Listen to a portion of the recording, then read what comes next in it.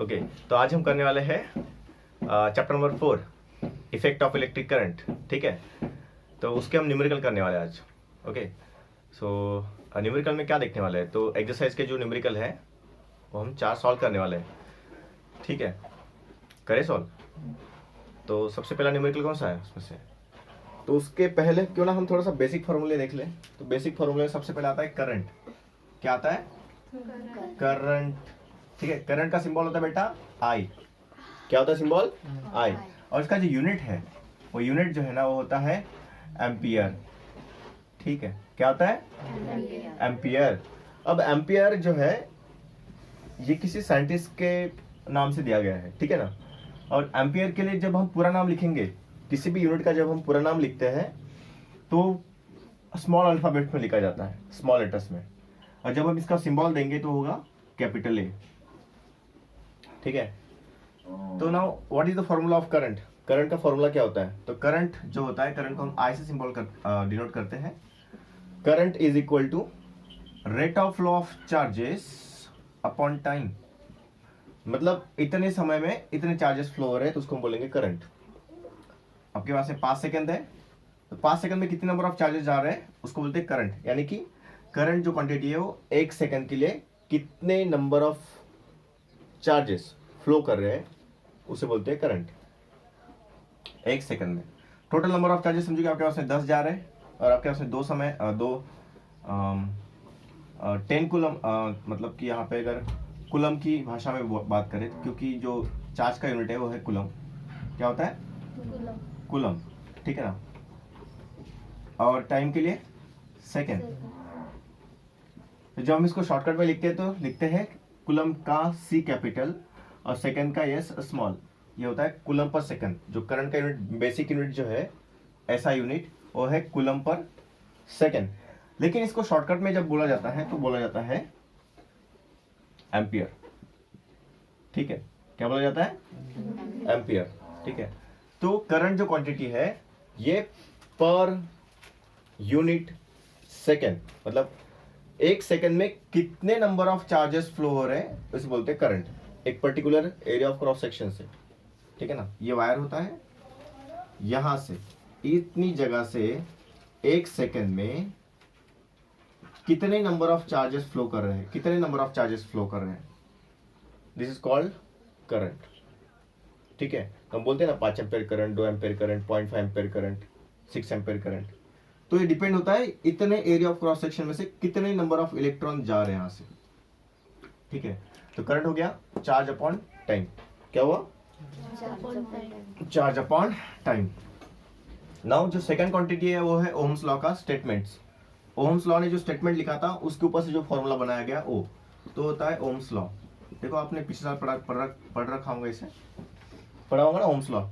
Ohms law का statement, तो statement से जो निकल के आया वो था V is equal to I R. V is equal to I R. So यहाँ पे जो V जो है इसे बोलते हैं पोटेंशियल डिफरेंस। क्या बोलते हैं इसे? Potential difference. क्या कहना है इसको? Potential difference. और ये जो I है ना, I इसे बोलते हैं करंट। क्या बोलना है इसे? और ये जो R है ना, R इसे बोलते हैं resistance connected in the circuit. Resistance connected in the circuit. ठीक है, पोटेंशियल डिफरेंस, करंट और रेजिस्टेंस। इसका जो यूनिट है ना, यूनिट रेजिस्टेंस का यूनिट जो है ना वो होता है ओहम। क्या होता है? ओहम का सिंबल होता है ये ओहम। कभी कभी ऐसा दिया होता है, कभी कभी ऐसा दिया होता है क्वेश्चन में। करंट का यूनिट जो होता है ना वो होता है एम्पियर, पता है, हमने वहां पे लिखा। और पोटेंशियल डिफरेंस का जो यूनिट है वो क्या होता है? वोल्ट। क्या होता है? वोल्ट। लिखते वक्त स्मॉल लेटर में, अगर डिनोट करते हो तो कैपिटल वी से, सिंबल से। ठीक है, ये था Ohm's law.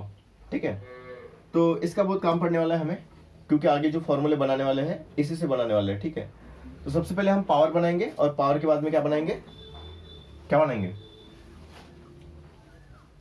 Heat energy. So current I is equal to Q upon T और इसका यूनिट होता है एम्पियर। फिर है potential difference, P dot D dot. Potential difference होता है वी और वी होता है क्यू, वी होता है आई इंटू आर और इसका यूनिट होता है वोल्ट। ठीक है,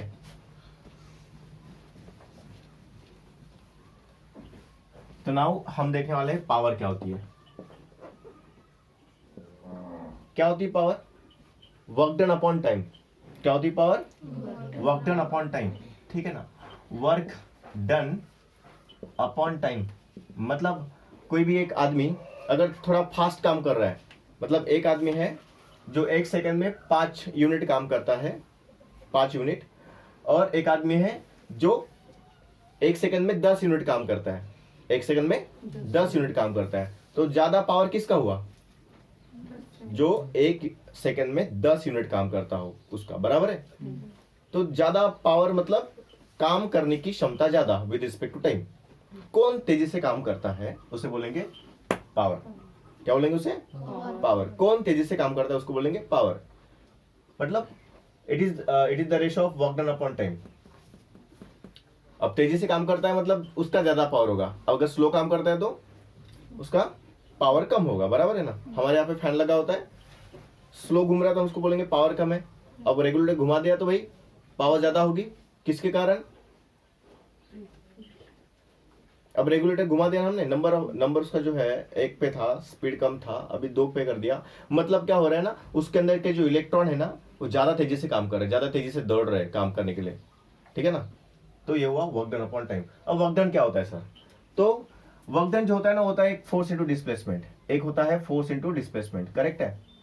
ये होता है वर्क डन मैकेनिक्स का, मैकेनिक्स यानी कि इसका जो हम फिजिकल जो मैकेनिक्स वाली जो फिजिक्स होती है ना उसमें जो हम पढ़ते हैं, work done is equal to force into displacement. जैसे कि हम कोई बैग लेकर जा रहे हैं तो इस तरफ हम फोर्स लगाते हैं और बैग का मोशन इस तरफ होता है, करेक्ट है ना। तो ये हुआ work done, force into displacement. याद है ऐसे करते हैं, वो जो है ना व्हील वाली ट्रॉली होती है उसको हम ऐसे पकड़ के लेकर जाते हैं ना, ऐसे करते कि नहीं करते हैं। तो हुआ मैकेनिक्स वाला वर्क डन। यहाँ पे हम चार्जेस को मूव करने वाले हैं, तो चार्जेस को मूव करने में कौन काम करता है? तो वो करता है पोटेंशियल डिफरेंस। कौन करता है? Potential difference. और किसको मूव कर रहे हैं? चार्ज को। तो work done is equal to V into Q, ठीक है। वर्क डन के पोटेंशियल डिफरेंस के कारण चार्ज मूव करते हैं ना, पोटेंशियल डिफरेंस के कारण चार्ज मूव करते हैं ना, है ना। पोटेंशियल डिफरेंस के कारण, है ना, पॉजिटिव निगेटिव, इलेक्ट्रॉन पॉजिटिव की तरफ मूव करते हैं, बराबर है। किस तरफ मूव करेंगे इलेक्ट्रॉन? पॉजिटिव की तरफ। क्यों? इलेक्ट्रॉन निगेटिव है इसलिए वो पॉजिटिव की तरफ अट्रैक्ट होगा, ठीक है।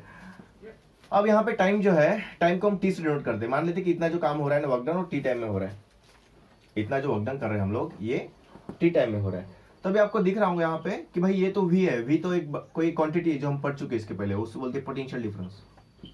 लेकिन ये क्यू बाई टी कुछ तो भी अलग दिख रहा है मुझे। तो देखो मैं क्या करने वाला हूँ, इस क्यू बाई टी को मैं कुछ नाम देने वाला हूँ। देखो इस क्यू बाई टी को मैं क्या नाम दूं? करंट, है ना। Charge upon time is equal to current. तो देखो मैंने पावर का एक नया फॉर्मूला बना दिया। क्या है वो? Power is equal to V I, है ना। Power is equal to V I, ठीक है ना। अभी जो एडवर्टाइज आ रही ना वोडाफोन आइडिया कंबाइन, तो पावर उसमें आता है वी आई, वी ऐसे बोलते हैं, ठीक है। हाँ, तो अभी इसके भी 3 फॉर्म बनाने हैं हमें टोटल। तो ये पहला फॉर्म मिल गया हमें, एक और फॉर्म बनाते हैं, ठीक है ना। बहुत आसान है, आपको लगे ये बहुत आसान ही है, ठीक है। पावर, भैया वी का फॉर्मूला क्या है? देखो वहां पे मैं लिखा है आई आर, है ना। ओम्स लॉ के स्टेटमेंट से हमने एक फॉर्मूला बनाया था और फॉर्मूला था V is equal to I R. तो मैं क्यों ना V के जगह पे आई आर पुट करूं, और ये I तो वैसे ही है, यहाँ पे लिखता हूं मैं कि V के जगह पे मैंने आई आर पुट किया। क्या बनेगा? देखो I into I square into R, this is equal to power, ठीक है। बात समझ आ रही है? अब मैं थर्ड जो है ना वो बनाता हूं नया वाला फॉर्मूला। तो power is equal to V I, again हमें मालूम है ना, करेक्ट है। या तो इससे जाओ या तो इससे जाओ, कोई फर्क नहीं पड़ता, लेकिन अब बेसिक से जाएंगे वी आई से। तो इस पिछली बार किसका पहले पुट किया था हमने? वी का। अभी हम किसका पुट करेंगे? आई का। तो वी इज इक्वल टू क्या होता है? I R. तो यहां से आई का फॉर्मूला बना के दिखाओ।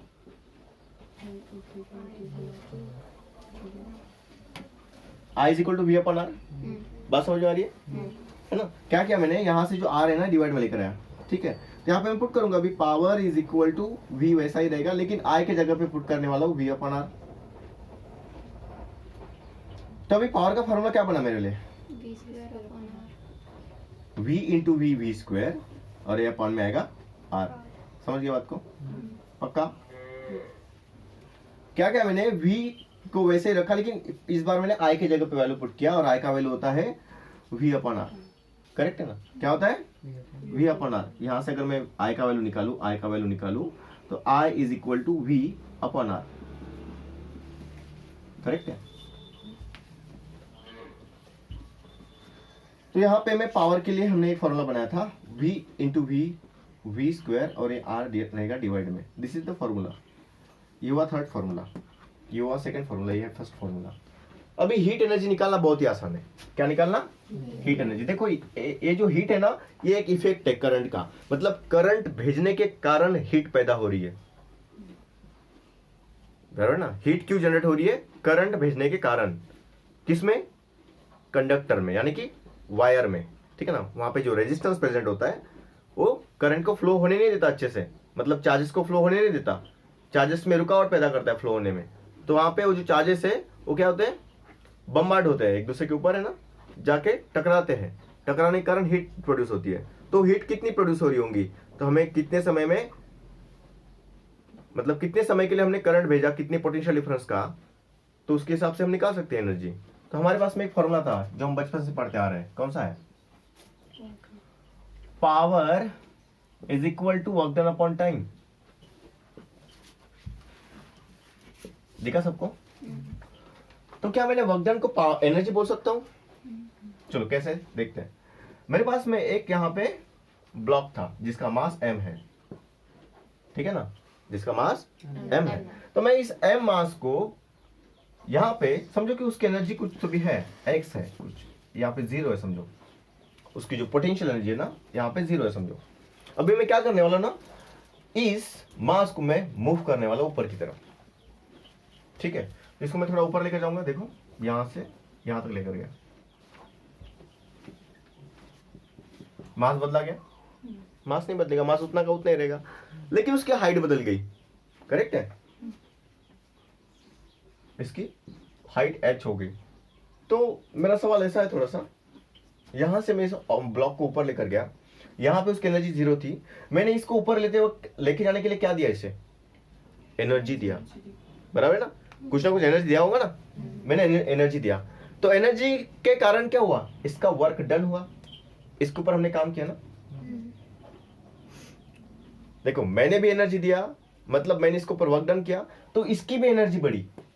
कैसे, जितना मैंने वर्क डन किया इतना हाइट तक लेके जाने के लिए, जितना मैंने वर्क डन किया यहां से ऑब्जेक्ट को यहां पर लेके जाने के लिए, उतनी ही उसकी एनर्जी बढ़ेगी। क्यों, क्योंकि पहले काम करने के लायक नहीं था, यहां पे रखा था हमने, ये अपने आप काम नहीं कर रहा था, लेकिन इस हाइट पे लेके जाओ तुम, अभी उसको छोड़ दो तो अपने आप काम करना शुरू कर देगा। तो इसमें एनर्जी आई कहां से, तो जितना हमने यहां से यहां तक लेके जाने के लिए वर्क डन किया उतनी ही एनर्जी इसमें आ गई। अब ये काम करने के लायक हो गया, मैं इसको छोड़ दूंगा ना, ये नीचे गिरेगा। काम कर रहा है कि नहीं कर रहे हो, पहले काम कर रहा था क्या, तो मैंने जितना वर्क डन किया उतनी ही इसकी एनर्जी बढ़ी। तो इसीलिए मैं बोलता हूं कि भाई ये जो वर्क डन है ना, वर्क डन, इसको मैं एनर्जी बोल सकता हूं। करेक्ट है। तो मैं यहां पे वर्क डन की जगह पे एनर्जी लिख सकता हूं, देखो, मतलब मैं एनर्जी अपॉन टाइम बोल सकता हूं, इज इक्वल टू पावर। बात समझे बेटा। तो मुझे एनर्जी निकालनी है। अब मैं हीट एनर्जी की बात करूंगा, क्योंकि हम हीटिंग इफेक्ट देख रहे हैं करंट का, ठीक है ना, हीटिंग इफेक्ट देख रहे हैं। तो मैं क्या करता हूं ना, इस टाइम को इसके साथ मल्टीप्लाई कर देता हूं, तो पावर को मैं P बोलूंगा और टाइम को मैं T बोलूंगा। तो क्या मिला मुझे, एनर्जी। मैं एनर्जी को ना हीट एनर्जी इसलिए H बोल देता हूं। तो देखो मेरे H का फॉर्मूला क्या बना, पावर इंटू टाइम। करेक्ट है ना, H का फॉर्मूला क्या बना, पावर इंटू टाइम। अभी मुझे पावर की जगह पे पावर का वैल्यू पुट करना है, बस मुझे टाइम तो पता नहीं हमें कितने टाइम के लिए हम देने वाले करंट, या फिर पोटेंशियल डिफरेंस, या फिर जो टाइम है हम कितने समय के लिए पावर को भेज रहे हैं, ये हमें नहीं पता। तो टाइम तो अननोन रहेगा, जो क्वेश्चन में दिया रहेगा उसको हम वैल्यू पुट करेंगे। तो हीट एनर्जी निकालने का तरीका क्या है, बस पावर की वैल्यू पुट कर दो, टाइम की वैल्यू पुट कर दो। तो इसके भी मैं 3 फॉर्म बना के दिखाता हूँ, ठीक है। पहला फॉर्म देखो, इसके सामने लिखता हूँ।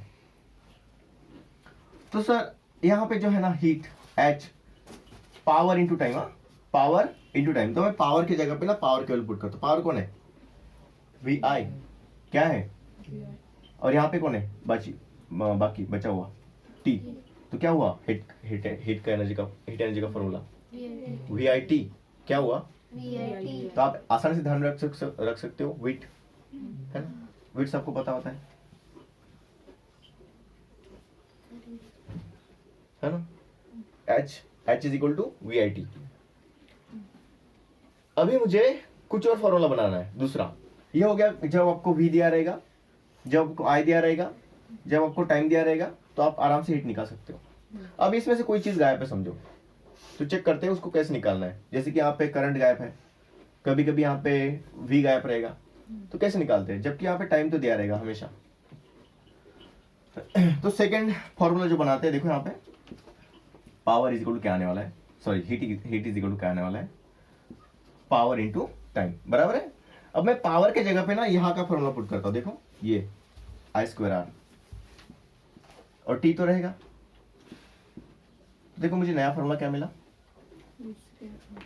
I²R इंटू T, करेक्ट है।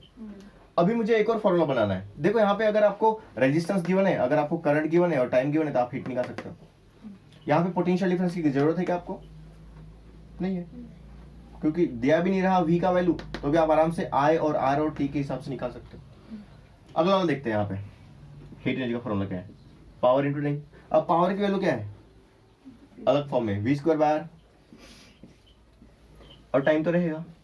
ये हो गया नया फॉर्मूला एक और। So heat energy is equal to V²/R into T। मतलब आपको अगर पोटेंशियल डिफरेंस की वैल्यू गिवन है, आपको अगर रेजिस्टेंस की वैल्यू गिवन है, टाइम के वैल्यू गिवन है, तो आप आराम से हीट एनर्जी निकाल सकते हो, करेक्ट है। तो ये 3 फॉर्मूले कैसे बनाए, बस मैंने पहले पावर के 3 फॉर्मूले बना के रखे, और पावर को बस टाइम के साथ मल्टीप्लाई कर दो तो आपको हीट मिलेगा। बात समझे, पक्का, बेटा तू, ठीक है। तो यहाँ पे मैं फॉर्मूले की लिस्ट बना के रखता हूँ। पहला है current, I is equal to क्या होता है, Q/T, और इसका यूनिट जो होता है एम्पियर। फिर होता है V is equal to IR, फिर होता है power is equal to VI। फिर एक और फॉर्मूला है पावर का, क्या होता है V²/R, और एक और फॉर्मूला होता है पावर का I²R, ठीक है। ये तीनों फॉर्मूले हो गए, I²R, V²/R। अभी अगर आपको हीट का फॉर्मूला बनाना है तो क्या होगा, पहला पावर इंटू टाइम होता है हीट, ठीक है ना, पावर इंटू टाइम होता है हीट, पहला बेसिक फॉर्मूला है पावर इंटू टाइम। फिर होता है पावर के जगह पे पावर की वैल्यू V, I और फिर T, तो वीट। और आपको चाहिए तो बनेगा पावर की जगह पे V²/R इंटू T, ये भी बनेगा, ठीक है। और क्या बन सकता है, power is equal to, sorry heat is equal to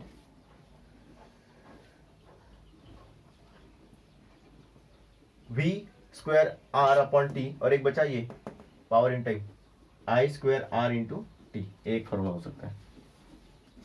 इतने सारे फॉर्मूले पे अभी सभी के सभी न्यूमेरिकल सॉल्व करने पड़ेंगे। तो पहला न्यूमेरिकल पढ़ते हैं, थोड़ा सा बड़ा है क्या न्यूमेरिकल, कौन से पेज नंबर पे है,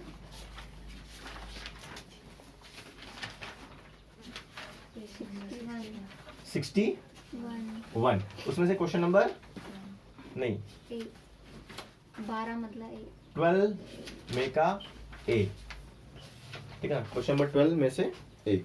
तो क्वेश्चन को लिखते हैं, heat energy is being produced,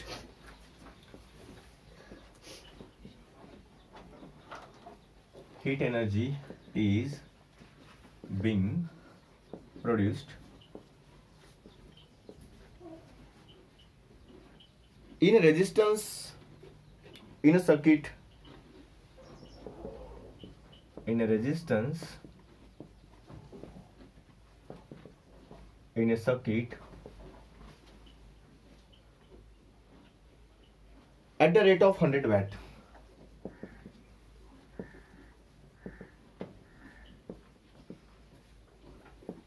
ठीक है, रेट बोला ना, रेट बोला ना, rate at the rate of 100 watt.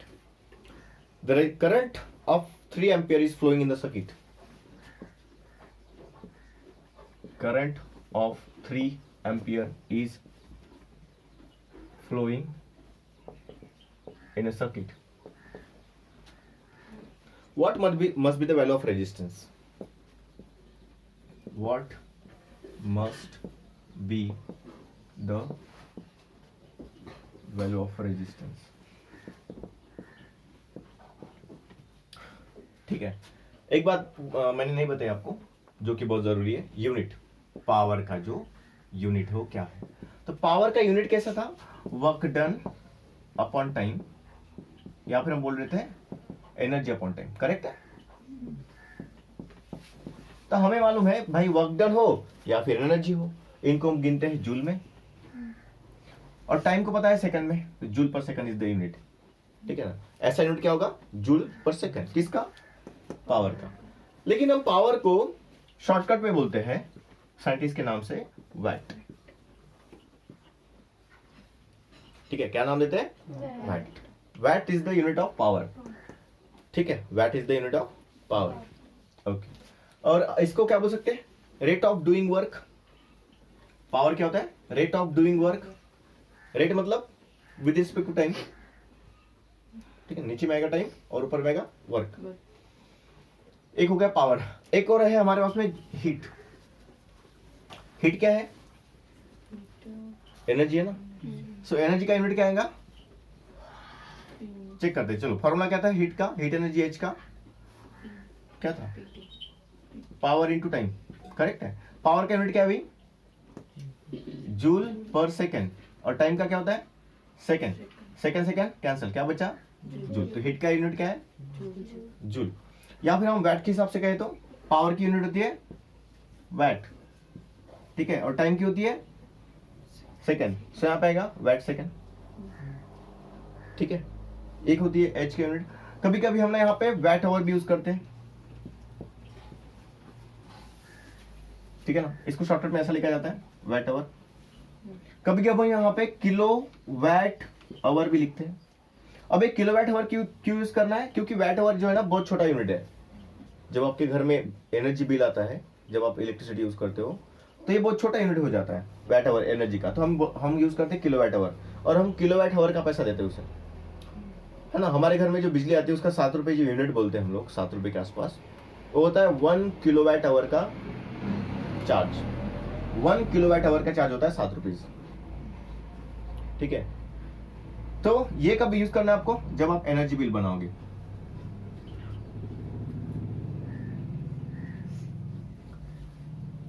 क्या बनाओगे, एनर्जी बिल। मतलब ये कैसे कन्वर्ट करोगे, अगर आपको कोई वैट आवर वाली चीज गिवन है ना, वैट आवर में कोई चीज गिवन है, तो आप क्या करना, इसको किलोवाट बनाने के लिए क्या करना, इस वैट आवर वाली चीज को 100 से डिवाइड कर देना, सॉरी 1000 से। किसे, 1000 से। मतलब अगर आपके पास में यहाँ पे 60,000 वैट आवर एनर्जी आपने इलेक्ट्रिक एनर्जी आपने यूज किया, तो इसको किलोवाट करने के लिए आपको ऊपर में लिखना पड़ेगा 60,000। ये था वैट आवर, लेकिन यहाँ पे किलोवाट लगाने के कारण मुझे 1000 से डिवाइड करना पड़ा, तो देखो यहाँ से 3 गैप हो गए। तो मेरा जो आंसर आएगा कितना आएगा, 60 किलो वैट। किलो का मतलब होता है 1000, तो अगेन 60,000 ही हो गया। ठीक है ना, ओके। तो अभी हम इस न्यूमेरिकल को सॉल्व करते हैं। बात समझे यूनिट।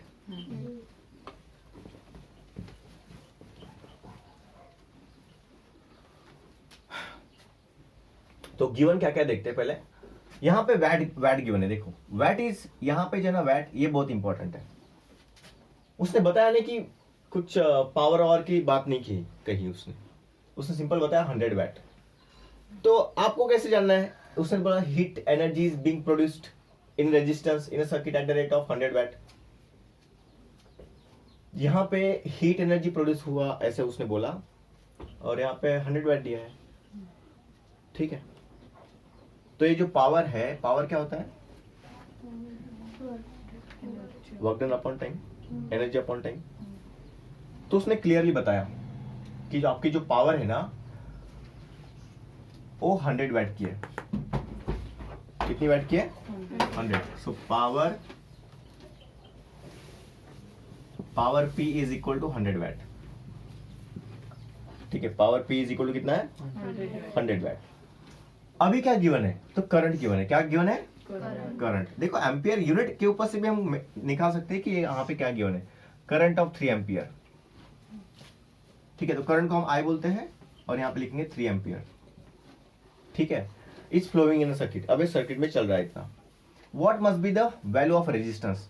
तो टू फाइंड क्या करना है हमें? टू फाइंड क्या करना है? तो टू फाइंड करना है हमें रेजिस्टेंस का वैल्यू। ठीक है ना, क्या निकालना है? रेजिस्टेंस का वैल्यू, सर्किट के रेजिस्टेंस का वैल्यू निकालना है। ठीक है, तो ये था हमारे लिए गिवन।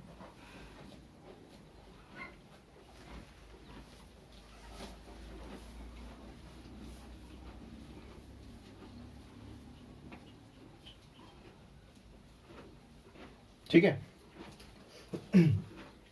अब रेजिस्टेंस निकालना है सिंपल। तो हमें क्या क्या गिवन है देखते हैं। बताओ क्या क्या गिवन है? पावर और करंट। तो हमारे पास में दो फॉर्मूले तो है। करंट का है, करंट का फॉर्मूला होता है Q/T, और पावर का फॉर्मूला क्या होता है? तो वहां पे हमने लिखा है अलग अलग फॉर्मूले, 3, VI, V² अपॉन R और I² इंटू R। तो हमारे पास में तीनों फॉर्मूले यहाँ पे लिख देता हूँ मैं पावर के। पहला है VI, फिर है power is equal to V² upon R और power is equal to I² R। ठीक है, लिखे मैंने तीनों के तीनों। अब गड़बड़ कैसी है कि सर हमारे पास में क्या क्या गिवन है देखते हैं पहले। पावर गिवन है, बिल्कुल है सर। करंट गिवन है, बिल्कुल है। निकालना क्या? रेजिस्टेंस। यहाँ पे V दिया है, मतलब ये फॉर्मूला यूज नहीं करेंगे। ठीक है, ओके। नेक्स्ट, पावर गिवन है। करंट गिवन है, यहाँ पे करंट का वैल्यू नहीं है, तो भी यूज नहीं करेंगे। इसके ऊपर आते हैं। पावर गिवन है, बिल्कुल है। करंट गिवन है, बिल्कुल है। रेजिस्टेंस निकालना है, बिल्कुल है। तो हम कौन सा फॉर्मूला यूज करेंगे? बिल्कुल। तो यहाँ पे लिखूंगा मैं कैलकुलेशन, और कैलकुलेशन में लिखूंगा पावर। क्या लिखूंगा? Power P is equal to I² into R। Correct है। लेकिन मुझे क्या निकालना है? R। मैं R को वहीं पे रखूंगा और I² को नीचे लेकर आऊंगा। करेक्ट है। R को वहीं पे रखूंगा और I² को नीचे लेकर आऊंगा, तो पावर अपॉन I² हो गया। तो अभी मैं यहाँ पे क्या करने वाला, देखो, R is equal to P। अब P कितना है भाई? 100, और I कितना है? 3, उसका आएगा स्क्वायर। तो 100 डिवाइड बाय 3 का स्क्वायर कितना होगा? 9। तो अब 100 को 9 से डिवाइड कर दो, ये होगा आपका रेजिस्टेंस का वैल्यू। कर देंगे, कितना वैल्यू आएगा? कितना वैल्यू आएगा?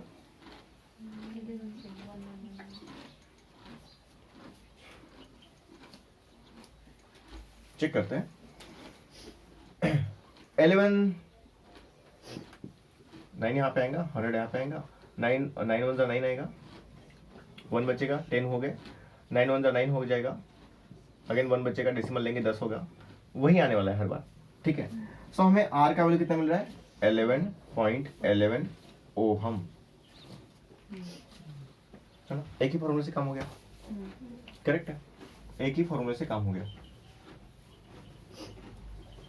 अच्छा लगा? इसको एक और तरीका भी है निकालने का। ठीक है, कैसे? कि आपके पास में पावर है, पावर है, तो देखते हैं, सॉल्व करके देखते हैं। यहाँ पे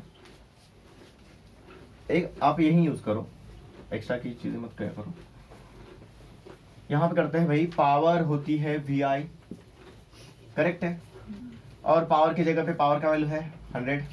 V निकाल लेते हैं, I 3 है, so V is equal to 100 upon 3 आ जाएगा। करेक्ट है।